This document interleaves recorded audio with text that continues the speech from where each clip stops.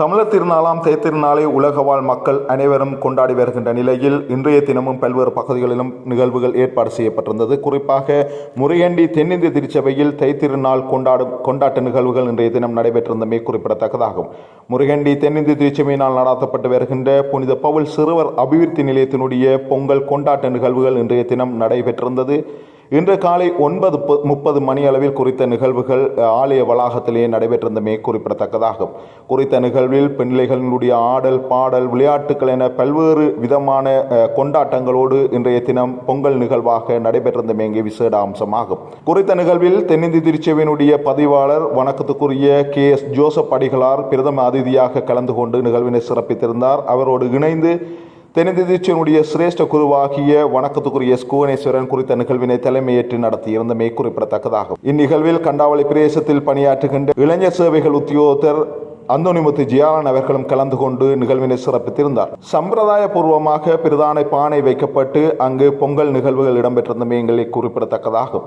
அதனைத் தொடர்ந்து பிள்ளைகளுக்கான மகிழ்வூட்டும் விளையாட்டுகளும் அங்கே நடைபெற்றிருந்தமை இங்கே விசேட அம்சமாகும். பலூன் உடைத்தல், கோலம் போடுதல், தாரா நடை உள்ளிட்ட பல்வேறு விளையாட்டுகளை சிறுவர்கள் விளையாடி அசத்தி இருந்தமை இங்கே குறிப்பிடத்தக்கதாகும்.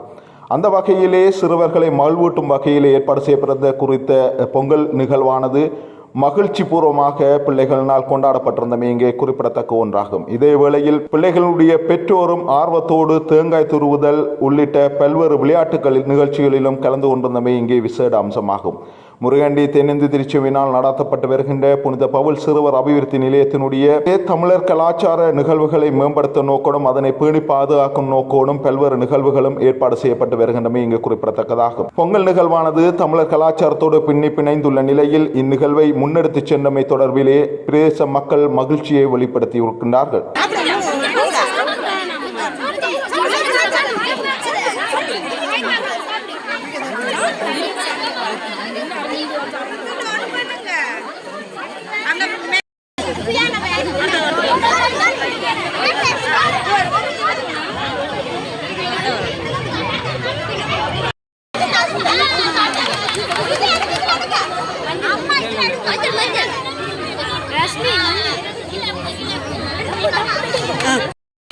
இந்த பூக்கள் மலமலந்து போறோம்.